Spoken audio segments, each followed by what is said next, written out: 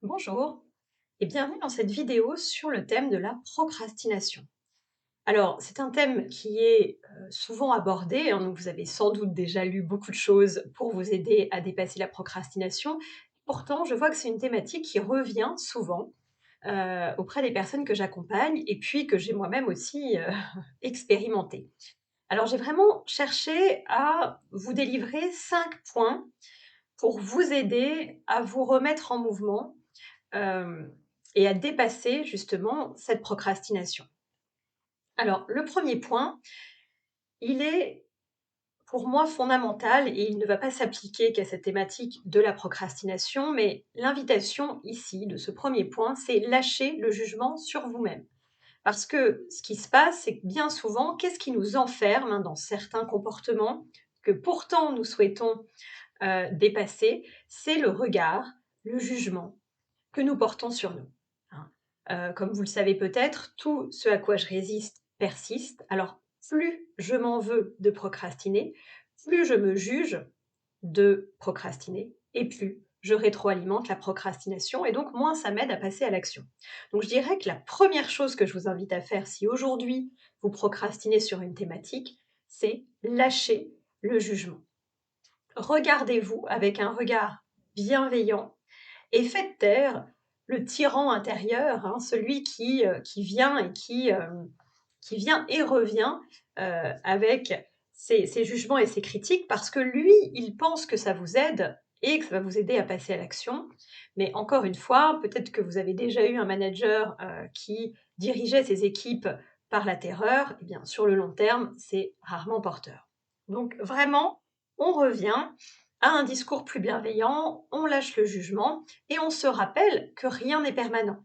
La vie est mouvement, donc même si vous procrastinez aujourd'hui sur une thématique précise, même si aujourd'hui vous avez envie de changer de job et que vous n'arrivez pas à passer à l'action, on lâche le jugement que l'on porte sur soi. C'est vraiment la première action que je vous inviterai toujours à faire. Le deuxième pilier, ici, il est un petit peu lié au premier, c'est-à-dire que le deuxième point pour moi, c'est de veiller à nourrir des pensées qui vous portent. Parce que la qualité de vos pensées, hein, est intimement liée à la qualité de votre émotionnel et c'est bien la combinaison des 2 qui vous aide à passer ou non à l'action. Alors forcément, si je baigne dans des pensées plutôt de plainte, de critique, dans des pensées négatives, bah, je vais plutôt être dans une énergie démotivation, d'abattement, de frustration, et donc je vais avoir encore plus de mal à passer à l'action. Donc si je reprends cet exemple, de changer de job, la question à vous poser ici, c'est: quelles sont les pensées que je nourris par rapport au changement de job? Est-ce que je ne fais que lire des articles anxiogènes? Est-ce que je discute avec des personnes qui ont eu du mal à trouver un job? Et tout ça venant, bah, nourrir et rétroalimenter certaines croyances que je peux avoir aussi et qui vont drainer mon énergie et qui vont clairement pas me motiver à passer à l'action. Donc nos pensées, hein, c'est comme la nourriture, c'est important de veiller à, ce qu'on prend, hein, et lorsque l'on est amené aussi à passer à l'action, notamment si ce sont des actions qui vont induire un changement important, hein, une sortie de zone de confort ou de référence, comme un changement de job, bah, c'est important de ne pas s'entourer de personnes qui vont vous rejeter toutes leurs peurs, hein, pour venir rétroalimenter et appuyer sur les vôtres, évidemment, ça ne va pas vous aider et ça va plutôt vous tétaniser. Donc encore une fois, le deuxième point, l'invitation de ce deuxième point, c'est veiller vraiment, un, à votre environnement et aux pensées que vous cultivez dans la journée sur cette thématique, mais pas que, évidemment, hein, pour booster votre énergie. Ça va vous aider. Le troisième point, c'est bien souvent lorsque l'on procrastine, on peut avoir une vision, hein. Je sais que j'ai envie de changer de job. Je sais aussi que, par exemple, j'ai envie d'aller travailler dans le secteur des startups, mais aujourd'hui, je suis salariée d'une grosse boîte.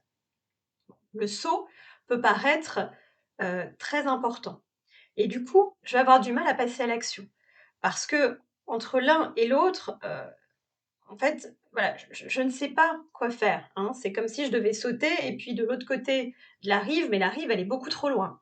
Donc j'ai besoin de construire des petits ponts pour faire un premier saut et puis sauter, sauter, sauter et puis je vais atteindre la rive, mais par des petits pas. Donc ici, l'invitation est plutôt de vous interroger sur quelles sont les actions que vous pouvez poser ici et maintenant, hein, et qui vont vous permettre d'avancer étape par étape. Donc ça peut être, tiens, bah, ah oui, je pourrais appeler telle personne, me renseigner sur tel sujet, euh, regarder tel article, etc. Vraiment des choses que vous pouvez poser tout de suite et ça va venir nourrir votre confiance, vous allez être fier de vous, ça va vous porter et de petits pas en petits pas, comme je vous disais, on atteint l'autre côté de la rive. Donc ça, c'est vraiment, voilà, veiller, j'ai envie de dire, à décomposer les actions quand votre vision est là, mais un peu trop loin. Et ça nous emmène au quatrième point qui est un petit peu différent parce que parfois on procrastine parce que justement, on n'a pas cette vision. On est vraiment au milieu du rond-point. Je sais que je ne veux plus être dans ce job, mais par contre, je ne sais vraiment pas où je veux aller. Et donc là, j'ai tous ces chemins qui partent autour de moi et je ne sais pas lequel prendre. Il y a trop d'options, trop d'opportunités et donc bah, je fais du surplace. Alors ici, l'invitation, elle va être peut-être un peu contre-intuitive pour beaucoup d'entre nous parce qu'on a l'habitude d'être fort dans le mental, de réfléchir, de chercher des solutions avec ce qu'Einstein nous parlait ou de mental rationnel, hein, indiqué comme mental rationnel, mais c'est pas lui qui va vous aider dans ces moments-là. C'est pas lui qui va vous aider à sortir de cette zone de connu et de familier, parce que lui, il aime le connu, il aime le familier, et il ne fait que travailler à partir du passé, donc, de ce qu'il connaît. Et donc, ici, pour clarifier, hein, pour dessiner les contours de votre vision, l'important va être d'apaiser votre mental, de faire de l'espace à l'intérieur de vous, pour justement contacter ce qu'Einstein appelait le mental intuitif, celui qui va vous livrer des idées. Hein, l'idée d'appeler telle personne, tiens, l'idée de regarder ça, tiens, l'idée peut-être d'écrire à ce moment-là, l'idée vraiment de tester quelque chose, d'expérimenter une nouvelle chose. Et si votre mental est constamment englué dans ses préoccupations, il est donc occupé et vous êtes coupé de ses idées et de votre intuition.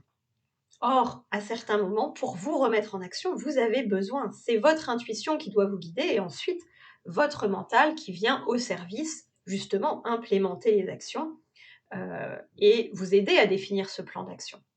Donc, comment on fait pour apaiser son mental? Alors, là aussi, il y aurait beaucoup, beaucoup de choses à dire, heu, mais l'idée ici est de faire de l'espace. Donc, écoutez-vous, peut-être que c'est d'aller marcher à certains moments, de prendre des temps de respiration, de cuisiner, de vous adonner à des activités créatives qui vous sortent du mental, de faire du yoga, de la méditation, de la pêche, peu importe en fait, d'écouter de la musique ou juste peut-être de vous asseoir dans votre salon et de ne rien faire, juste d'observer, hein. C'est un exercice que j'aime beaucoup partager, justement pour calmer le mental. C'est parfois juste s'asseoir et de regarder, mais regarder sans analyser. Regardez l'espace où vous êtes, sans vous dire ah tiens, cet objet est mal placé, ah tiens, il y a de la poussière sur le meuble. Non, juste regardez. Et vous repassez dans ce mode observation qui permet de recréer de l'espace. Et peut-être qu'à ce moment-là, vous allez avoir une idée. Donc, ici, on pourrait en parler encore une fois très longtemps de toutes les approches qui peuvent vous permettre de vous reconnecter à cette intuition, à ces idées. Mais en tout cas, ici, pour moi, le message est vraiment important à faire passer, c'est calmer le mental. Sortez des ruminations parce que ça vient toujours nourrir le doute, hein, et donc la procrastination. Et puis, le dernier point, qui est quelque chose que j'ai expérimenté aussi, à certains moments, on procrastine. Et même si on a ces 4 premiers points qu'on a traversés, il y a des choses on peut voir, on peut s'observer avec des actions qu'on a du mal à poser. Et ici, c'est souvent qu'il y a des peurs qui sont profondes et qui sont plus fortes, qui vous paralysent et qu'il va être important de libérer, d'apaiser. Dans mon entrepreneuriat, à un certain moment, j'avais observé que alors je posais des actions, c'est pour ça que c'est parfois assez subtil, mais j'avais vu que je posais toujours des actions secondaires. J'avais du mal à aller vers certaines actions que pourtant je savais structurantes, importantes pour développer mon activité.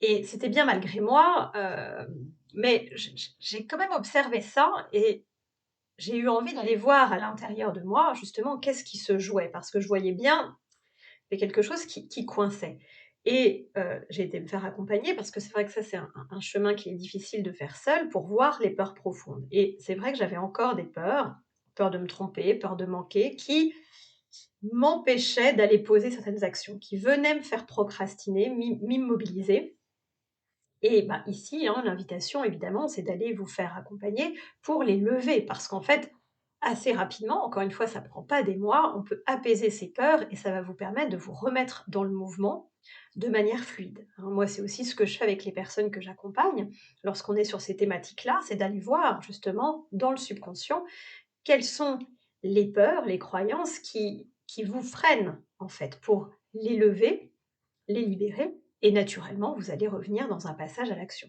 Donc ça, c'est le dernier point. À certains moments, il peut être intéressant d'aller vous libérer, d'aller lever certaines peurs, hein, qui agissent un petit peu comme des cailloux dans la chaussure et qui, vous empêchent pas complètement d'avancer, mais, viennent brouiller quand même votre chemin et peuvent vous freiner en vous empêchant de poser certaines actions. Voilà pour les 5 points que je souhaitais partager avec vous. N'hésitez pas à mettre vos commentaires ou vos questions en dessous de cette vidéo. Je vous dis à très bientôt.